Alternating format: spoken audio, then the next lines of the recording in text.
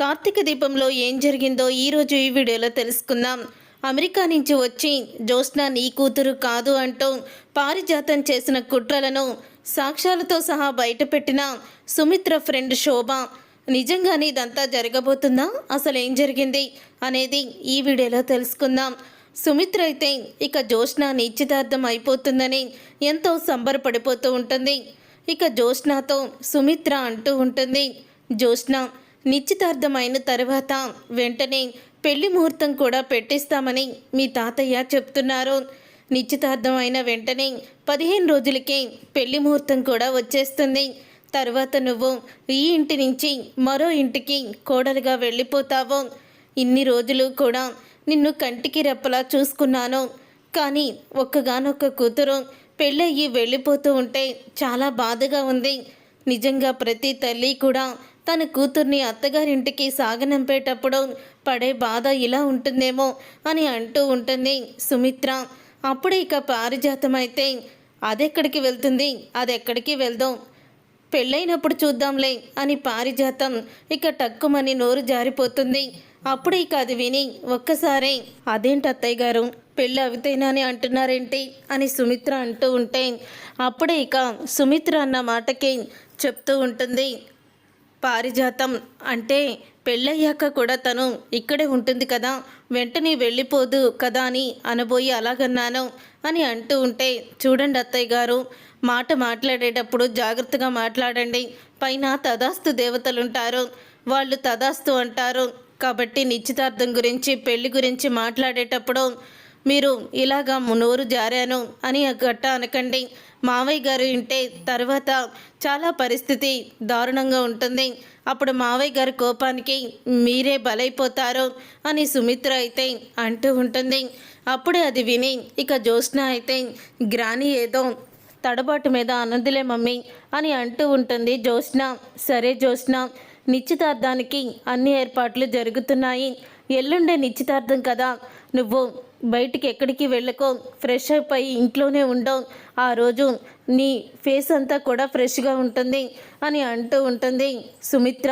సరే మమ్మీ అని అంటూ ఉంటుంది జ్యోత్స్న. సుమిత్ర వెళ్ళిపోయిన తర్వాత పారిజాతం వెంటనే తలుపులైతే వేసేస్తుంది. వేసేసి, ఏంటే మీ మమ్మీ చెప్పే ప్రతిదానికి గంగిరెద్దులా తలుపుతున్నావు అని అంటూ ఉంటే, అసలు ముందు నిన్ను పీక నొక్కి చంపేయాలి, ఈ పెళ్ళి జరిగితేనే కదా అని ఎందుకంటున్నావు? మొన్నటికి మొన్న ఈ పెళ్ళి జరగదు, ఆగిపోతుంది అంటూ తాత దగ్గర అన్నావు. ఆ రోజు తాత నిన్ను నోటికొచ్చినట్లు తిట్టాడు. ఈరోజు మమ్మీ దగ్గర అన్నావు అని అంటూ ఉంటే, అంటే పెళ్ళి ఆగకూడదని నువ్వు అనుకుంటున్నావా? ఆ గౌతమ్ గారిని పెళ్లి చేసుకోవాలని ఫిక్స్ అయిపోయావా అని అడుగుతూ ఉంటుంది పారిజాతం. కాదు గరాని, అసలు నువ్వేంటి ఇలా మాట్లాడుతున్నావో? కాశీగాడు వచ్చి గౌతమ్ చెడ్డవాడని నిరూపిస్తాడు, దాంతో పెళ్ళి ఆగిపోతుంది. కానీ మనం ముందు నుంచే పెళ్ళి జరగదు, పెళ్ళి ఆగిపోతుంది అని అంటూ ఉంటే వాళ్ళకి అనుమానం వస్తుంది.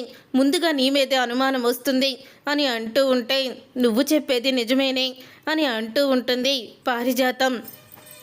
అప్పుడే ఇక జ్యోత్స్న అయితే, అసలు వీళ్ళు నా నిశ్చితార్థం జరిగిపోతుందని ఇప్పుడు చాలా హోప్స్ పెట్టుకున్నారు.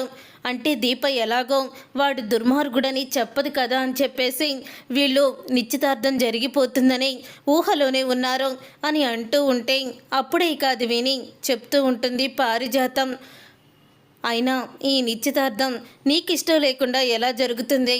అసలు జరగదు కదా అని అంటూ ఉంటుంది పారిజాతం. అవును గ్రాని, ఇంతకీ కాశీ ఏమన్నాడో అని అంటూ ఉంటే, వాడి దగ్గర చాలా సాక్ష్యాలే ఉన్నాయంట జ్యోత్స్న, ఆ సాక్ష్యాలు నిశ్చితార్థంలో బయట పెడతాడంట అని అంటూ ఉంటుంది పారిజాతం. అప్పుడే జ్యోత్స్న అయితే, ఈ దెబ్బకి దీప పని కూడా అయిపోతుంది అని అంటూ సంబరపడిపోతుంది జ్యోత్స్న. తర్వాత దీప అయితే కార్తీక్తో ఇలా అంటూ ఉంటుంది, కార్తీక్ బాబు, జ్యోత్స్న ఏదో ప్లాన్ చేస్తుంది, నాకు అర్థమైపోతుంది అని అంటూ ఉంటుంది దీప. అప్పుడు ఇక కార్తీక్ అయితే ఇలా చెప్తూ ఉంటాడు, చూడు దీప, తను ఎన్ని ప్లాన్ చేసినా, ఇన్ని ఎగస్టాలు చేసినా సరే ఈసారి మాత్రం మన ప్లాన్ నుంచి తప్పించుకోదు.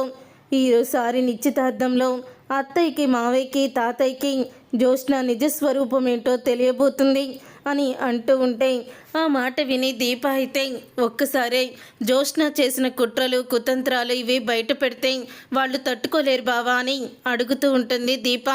తప్పదు దీప, ఇక జోష్న మనం ఊరుకుంటే ఎంతకైనా తెగిస్తుంది, ఎంత దూరమైనా వెళ్తుంది. జోష్నాకి మనం ఆ ఛాన్స్ ఇవ్వకూడదనే కదా ముహూర్తాన్ని ఇంత దగ్గరలో పెట్టించాము అని అంటూ ఉంటాడు కార్తీక్. అయితే ఇప్పుడు ఈ ముహూర్తాన్ని చెడగొట్టలేక వాడితో నిశ్చితార్థం చేసుకోలేక తను వెలవెలబోతుంది అని అంటూ చెప్తూ ఉంటాడు కార్తీక్. అయితే తర్వాత ఇక దశరథ అయితే కార్తీక్ని పిలుస్తాడు. నిశ్చితార్థం దగ్గర పడుతుందంటే నాకేంటో భయమేస్తుందిరా, అసలు ఏం జరుగుతుందో ఏమీ అర్థం కావడం లేదో అని దశరథ అంటూ ఉంటాడు. మావయ్య, అప్పుడు ఏం జరగాలో అదే జరుగుతుంది, ఎందుకు మీరు టెన్షన్ పడుతున్నారు అని అంటూ ఉంటాడు కార్తీక్. అయితే నువ్వు దగ్గరుండి పనులు చూసుకుంటున్నావు, నాకంత టెన్షన్ అవసరం లేదు, కానీ కన్న తండ్రిని కదా, కన్న కూతురి నిశ్చితార్థానికి ఆ మాత్రం కొంచెం టెన్షన్ ఉంటుంది అని దశరథ అంటూ ఉంటాడు. ఈలోపే దాసుని తను ఎందుకు కొట్టిందో తెలిస్తే బాగుండేదిరా అని అంటూ ఉంటాడు కార్తీక్తో దశరథ. అయితే అప్పుడు ఇక దశరథ అయితే అలా అనంగానే మావయ్య, నిజం అనేది నిప్పు లాంటిది, ఏదో ఒక రోజు అగ్గిలా అది కార్చిచ్చులా రగులుతూ ఉంటుంది, కానీ మనం చెప్పిన అబద్ధం రేపటి రోజున అది అబద్ధమని చాలామందికి తెలిసిపోతుంది. అప్పుడు తలెత్తుకొని మనం తిరగాలన్నా తిరగలేము. ఇప్పుడు జోష్న నిశ్చితార్థంలో కూడా అదే జరుగుతుంది అని అంటూ ఉంటాడు కార్తీక్. అయితే అప్పుడు ఇక కార్తీక్ అన్న మాటలకి దశరథ, నువ్వేం చెప్తున్నావో నాకేమీ అర్థం కావడం లేదు, ఒక్కోసారి ఒక్కో విషయం చెప్తావు అని అంటూ ఉంటాడు దశరథ. మీరేమి కంగారు పడకండి మావయ్య, నిశ్చితార్థం రోజు మీకు అన్ని నిజాలు తెలుస్తాయి. నిజం తెలిసిన రోజు మీరు కొంచెం షాక్ అవ్వచ్చు, కానీ మీ గుండెని తట్టుకునేంత శక్తి, ఆ షాకు మీరు వినేంత వరకు కూడా గుండెని పట్టుకునే ఉండండి, అంత పవర్ఫుల్గా ఉంటుంది నిజం అని అంటూ ఉంటాడు కార్తీక్. అయితే తర్వాత ఇక జోష్న అయితే భోజనం చేయడానికని కూర్చుంటుంది. భోజనం చేయడానికి కూర్చున్నప్పుడు అప్పుడే అనుకోకుండా గౌతమ్ అయితే వస్తాడు. గౌతమ్ చూసి అందరూ కూడా చాలా హ్యాపీగా ఫీల్ అవుతారు. వీడంటే మళ్ళీ తగలబడ్డాడు అని అంటూ ఉంటుంది పారిజాతం. అప్పుడు ఇక జోష్న అయితే అదే గ్రాని, నాకు అర్థం కావడం లేదు అని జోష్న అయితే అంటూ ఉంటుంది. ఓ భోజనం చేస్తున్నారా, చెయ్యండి, మీతో తర్వాత మాట్లాడతాను అని గౌతమ్ అయితే అంటూ ఉంటాడు. అదేంటి బాబు అలా అంటున్నారు, మీరు కూడా నిశ్చితార్థం అయిపోతుంది కాబట్టి ఇంటి అల్లుడే, రండి లోపలికి రండి, మీరు కూడా కలిసి భోజనం చెయ్యండి అని అంటూ ఉంటాడు శివనారాయణ. అప్పుడు ఇక గౌతమ్ అయితే అక్కడికి వస్తాడు. జోష్న పక్కన కూర్చున్న పారిజాతాన్ని పైకి లేవమని చెప్తాడు. శివనారాయణ అయితే పైకి లేచి నువ్వు ఆ చివరి కుర్చీలో కూర్చోవెళ్ళు అని అంటూ ఉంటాడు శివనారాయణ. జోష్న గౌతమ్ ఇద్దరూ కూడా కలిసి కూర్చొని భోజనం చేస్తారు అని అనగానే అప్పుడే జోష్న షాక్ అయిపోతూ, గ్రాని ఇక్కడ కూర్చుంది కదా, అక్కడ గౌతమ్ కూర్చుంటాడులే తాత అని అంటూ ఉంటుంది జోష్న. నువ్వు పైకి అలా చెప్తున్నావు, కానీ లోలోన మీ గ్రానీని తెగ తిట్టుకుంటున్నావు, నాకు అర్థమైపోయింది. మా ఇద్దరి మధ్య పానకంలో పుడకలాగా నువ్వేంటి అని తిట్టుకుంటున్నావు నువ్వు అని అంటూ ఉంటాడు కార్తీక్. అయితే అదేం కాదు బ్రో అని అంటూ ఉంటాడు గౌతమ్. నాకు తెలుసు బ్రో, నువ్వు ఈ సమయానికి వచ్చావంటే జోష్నాతో నీకు ప్రైవేట్గా తన టైంని స్పెండ్ చేద్దామని వచ్చినట్టే నాకు అనిపిస్తుంది. మరి ఏదైనా బయటికి రెస్టారెంట్కి వెళ్ళొచ్చు కదా అని అంటూ ఉంటాడు కార్తీక్. అయితే లేదు బ్రో, నేను అందరితో కలిసి భోజనం చేయడమే నాకు ఇష్టం, అందుకని వచ్చాను, కానీ ఎందుకు వచ్చానా అనిపించింది, వెనక్కి వెళ్ళిపోతున్నాను అని గౌతమ్ అంటాడు. అదేంటి బ్రో అలా అంటున్నావు, ఇది నీ ఇల్లే, రేపటి నుంచి నువ్వు ఇంటికి ఎప్పుడైనా రావచ్చు, ఎప్పుడైనా వెళ్ళొచ్చు అని చెప్తూ ఉంటాడు కార్తీక్. అప్పుడే శివనారాయణ, అవును బాబు, ఎందుకు మీరు అలా దిగులు పడుతున్నారు, మా మాటలు మీకు మొహమాటంగా అనిపిస్తున్నాయా, అస్సలు కూడా మొహమాట పడకండి అని అంటూ శివనారాయణ చెప్తూ ఉంటాడు. మీరు జోష్న పక్కన కూర్చొని భోజనం చేస్తుంటే మాకు చూడ్డానికి రెండు కళ్ళు కూడా చాలడం లేదు అని అంటూ ఉంటే, అవును నిజంగానే బ్రోని చూస్తే రెండు కళ్ళు చాలడం లేదు అని అంటూ ఉంటాడు కార్తీక్. అయితే ఇంతమంది ఇన్ని మాట్లాడుతుంటే నువ్వేమీ మాట్లాడవేంటి జోష్న అని దీప జోష్నాని కదిలిస్తుంది. నీకు కాబోయే భర్తకి నువ్వే వడ్డించుకో జోష్న అని అంటూ ఉంటుంది. దీప ఆ మాట విని ఇంకా రగిలిపోతుంది కోపంలో. జ్యోత్స్న అయితే నేను వీడికి వడ్డించాలా, వీడికి నేను వడ్డించేదేంటి అని అనుకుంటూ ఉంటుంది జ్యోత్స్న. తర్వాత ఇక శివనారాయణ అందరూ కూడా ఉండడంతో తను ఏమీ చెయ్యలేక గౌతమ్కి ఇక భోజనం అయితే వడ్డిస్తూ ఉంటుంది. అందరూ కూడా అలా భోజనం చేస్తూ ఉంటే అప్పుడే సుమిత్రకి ఫోన్ అయితే వస్తుంది. అప్పుడే సుమిత్ర ఫోన్ చూసి ఒక్కసారి ఎంతో ఆనందపడుతూ, శోభ, ఇన్నాళ్ళకి నీకు గుర్తుకు వచ్చానా అని సుమిత్ర వెంటనే చెయ్యి కడుక్కొని ఇక ఫోన్ అయితే మాట్లాడుతూ ఉంటుంది. అదేంటి దశరథ, అదేంటి తినే దగ్గర నుంచి లేచి మరీ వెళ్ళిపోయి సుమిత్ర ఫోన్ మాట్లాడుతుందేంటి అని అడుగుతూ ఉంటాడు శివనారాయణ. అప్పుడు ఇక శివనారాయణ అన్న మాటకి దశరథ అయితే, శోభ నీకు గుర్తుందా నాన్న, ఆ రోజు జ్యోత్స్న కడుపులో ఉన్నప్పుడు అప్పుడు తనే కదా సుమిత్రని దగ్గరుండి చూసుకునేది, తను ఒక డాక్టర్ అని అంటూ ఉంటాడు దశరథ అయితే. అప్పుడే ఇక దశరథ అన్న మాటకి ఇక శివనారాయణ, అవును, ఆ రోజు వాళ్ళ హస్బెండ్కి యాక్సిడెంట్ అయిందని తను వెంటనే వెళ్ళిపోయింది, అప్పుడు తను డెలివరీ చేసేసి వెళ్ళిపోయింది అని అంటూ ఉంటాడు శివనారాయణ. అవునన్న, తను ఇప్పుడు అమెరికాలో ఉంటుంది, ఎందుకు ఫోన్ చేసింది సుమిత్రకి అని అంటూ ఉంటాడు దశరథ. సుమిత్ర ఫోన్ మాట్లాడి వస్తుంది. అలా ఫోన్ మాట్లాడి వచ్చిన తర్వాత అప్పుడే ఇక సుమిత్రతో దశరథ అంటూ ఉంటాడు, ఏంటి నీ స్నేహితురాలు ఫోన్ చేయడంతో నీకు చాలా ఆనందంగా ఉన్నట్టుంది అని అంటూ ఉంటే, అవునండి, నిజంగానే చాలా సంతోషంగా ఉంది, ఎందుకో చెప్పమంటారా, దానివల్లే కదా ఈరోజు నేను నా కూతుర్ని ఇంతలా ఆరోగ్యంగా కన్నాను అని అంటూ ఉంటుంది సుమిత్ర. ఆ రోజు అదే గనుక దగ్గర లేకపోయి ఉంటే నాకు ఎంతో కష్టమయ్యేది అని అంటూ ఉంటుంది సుమిత్ర. నా స్నేహితురాలు రేపు అమెరికా నుంచి వస్తుందట, అందుకనే ఫోన్ చేసింది, నువ్వు సరైన సమయానికి వస్తున్నావు, నా కూతురు నిశ్చితార్థం కూడా అని చెప్పాను అని అంటూ ఉంటుంది సుమిత్ర. అబ్బో, నీ స్నేహితురాలు నీ కూతురు నిశ్చితార్థం టైంకి అమెరికా నుంచి వస్తుందన్నమాట, నువ్వు చాలా హ్యాపీగా ఉన్నట్టున్నావు అని అంటూ ఉంటాడు దశరథ. అవునండి, చాలా సంతోషంగా ఉంది అని అంటూ ఉంటుంది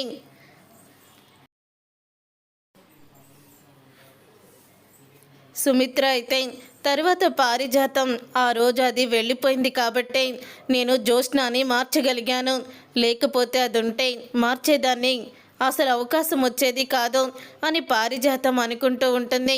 తర్వాత పారిజాతం అలా అనుకున్న తర్వాత ఇక ఉదయం అయితే, కార్తీక్ నువ్వు వెళ్ళి ఎయిర్పోర్ట్కి వెళ్ళి నా ఫ్రెండ్ని తీసుకురావాలి అని సుమిత్ర అయితే చెప్తూ ఉంటుంది. అలాగే చిన్న మేడం అని చెప్తూ ఉంటాడు కార్తీక్. అయితే ఉదయం అవుతుంది, కార్తీక్ కూడా ఎర్లీగానే వచ్చేస్తాడు, ఎయిర్పోర్ట్కి వెళ్తాడు. వెళ్ళిన తర్వాత ఇక సుమిత్ర ఫ్రెండ్ అయితే వస్తుంది. సుమిత్ర ఫ్రెండ్ వచ్చిన తర్వాత అప్పుడు ఇక కార్తీక్ అయితే, మీరు మా అత్తకి ఫ్రెండ్ అంటే కదా, మిమ్మల్ని చూస్తుంటే మా అత్త చాలా ఆనందపడుతుంది అని అంటూ ఉంటే, అవును సుమిత్ర, నేను బెస్ట్ ఫ్రెండ్స్, తనకి డెలివరీ అయిన తర్వాత నేను నా భర్తకి యాక్సిడెంట్ అవ్వడంతో వెళ్ళిపోవాల్సి వచ్చింది అని అంటూ ఉంటుంది. అప్పుడే కనుక నేను ఉండుంటే అని చెప్పబోతూ ఆగిపోతుంది శోభ. అప్పుడే అది విని, ఏంటి ఉండుంటే అని ఏదో చెప్పబోతూ ఆగిపోయారేంటి అని అడుగుతూ ఉంటాడు కార్తీక్. అయితే ఏమీ లేదులే అని అంటూ ఉంటుంది శోభ.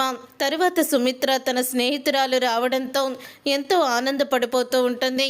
అప్పుడే తన స్నేహితురాలకి హారతి ఇచ్చి మరీ లోపలికి ఆహ్వానిస్తుంది. ఏంటి ఏదో కొత్త చుట్టూలాగా ఇలా హారతులు ఇస్తున్నావేంటి అని సుమిత్రని అడుగుతూ ఉంటే, నువ్వు చాలా సంవత్సరాల తర్వాత ఇప్పుడు ఇండియాకి వచ్చావు, నువ్వు నాకు ఎంతో స్పెషలే అని శోభతో చెప్తూ ఉంటుంది సుమిత్ర. అప్పుడే ఇక లోపలికి వెళ్తారు. వెళ్ళిన తర్వాత నా కూతురు జ్యోత్స్న అని పరిచయం చేస్తుంది జ్యోత్స్నాని. అప్పుడే జ్యోత్స్నాని చూసి, ఈ దుర్మార్గురాలు ఈ ఇంటి వారసురాలు అనుకోలేదు అనుకుంటూ ఉంటుంది తను శోభ అయితే మనసులో.